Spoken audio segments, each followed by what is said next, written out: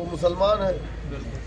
भाई लोग कहते हैं कि 25 साल मुख्तार अंसारी साहब को बीजेपी गवर्नमेंट में मार दिया गया या मर गए, जो भी। तो सवाल ये है कि 25 साल मुख्तार अंसारी जेल में थे, 12 साल से बीजेपी की हुकूमत है, 13 साल किसकी हुकूमत थी? सपा या बसपा की थी? अतीक अहमद 25 साल से जेल में है, 12 साल से बीजेपी की हुकूमत है, 13 साल किसकी थी? तो हुकूमतें किसकी भी रही हो, जुल्म का शिकार अगर कोई रहा है तो वो मुसलमान रहा है। हुकूमत जितेंद्र की हो या हुकूमत महेंद्र की हो, जितेंद्र और महेंद्र दोनों भाई हैं। अगर एक फिरौन है तो दूसरा नमरूद है। और अगर आप फिरौन को हरा करके नमरूद को जिताएंगे तो हज़रत उमर फारूक जैसा आप इंसाफ नहीं पाओगे। बिल्कुल सही बात। तो हमारी जिम्मेदारी है, अल्लाह ताला ने हमको इंसाफ कायम करने के लिए भेजा है। हम सब मिल कर के इंसाफ के इस कारवां में एक साथ हैं। 78 साल की गुलामी बहुत हो गई। शख्सियत परस्ती को ख़त्म करिए आप और अपने आप को नेता बनाइए, किसी का पुछलग्गू मत बनिए। रामपुर है आपका, नहीं है किसी के बाप का।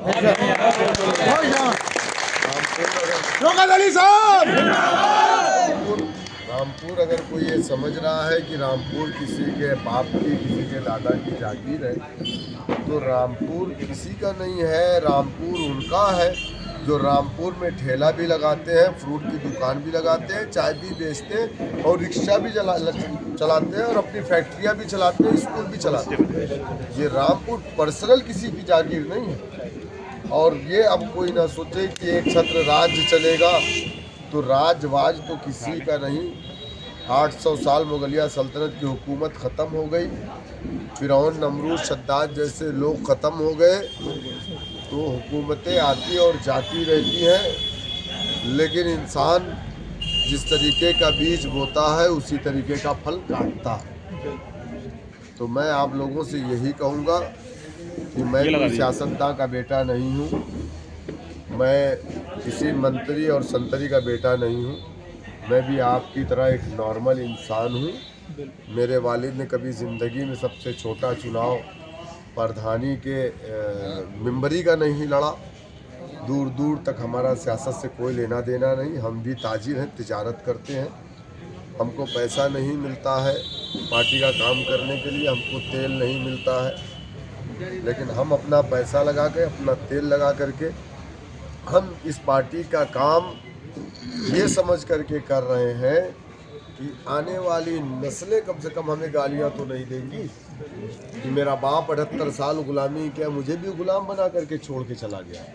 रामपुर आने का क्या मकसद रहा? मेरे दोस्तों, मेरे बुजुर्गों, मैं आपसे यही कहूँगा, देखिए रामपुर मेरा शहर है, रामपुर में क्यों नहीं आ सकता। और रामपुर आज अहद साहब ने पार्टी की सदस्यता ली है और एक बड़े सियासी घराने से इनका ताल्लुक़ है। और इंशाअल्लाह उम्मीद हम करते हैं कि आज साहब के आने से पार्टी को मज़ीद रामपुर शहर में ही नहीं बल्कि रामपुर के पूरे ज़िले में मजबूती मिलेगी। और हमारा ये जो पैगाम इत्तेहाद का कारवां है, जो इंसाफ की लड़ाई, संविधान को बचाने की लड़ाई, जमहूरियत में जिसका जो अधिकार है उसको पाने मिलने की लड़ाई को लेकर के हम निकले हैं।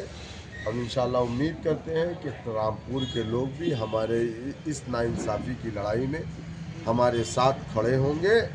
ना कोई छोटा ना कोई बड़ा, हर कोई कांधे से कांधा मिला करके पार्टी का एक मजबूत सिपाही बन करके पार्टी को आगे बढ़ाएगा इंशाअल्लाह।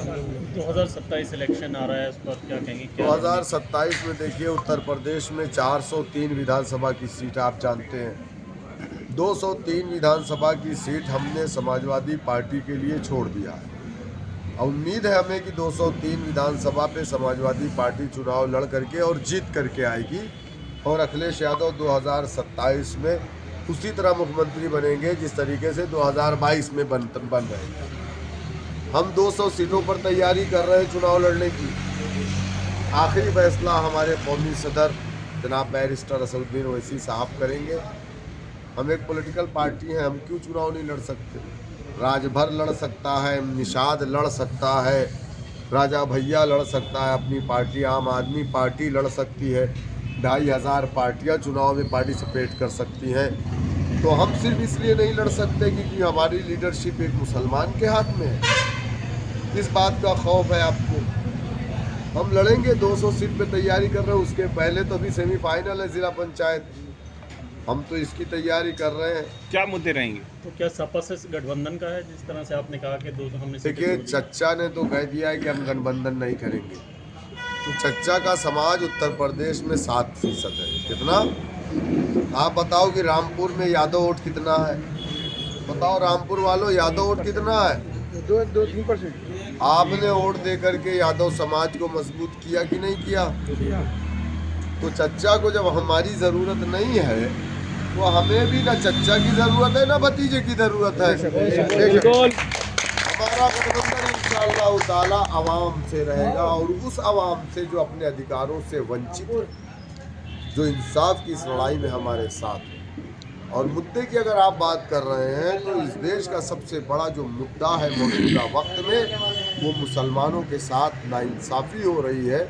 मुसलमानों को सताया जा रहा है, मारा जा रहा है, मॉब लिंचिंग की जा रही है, मुसलमानों की मसाजिद से लाउडर उतारे जा रहे हैं, हमारे मदारिस को आतंकवाद का अड्डा कहा जा रहा है।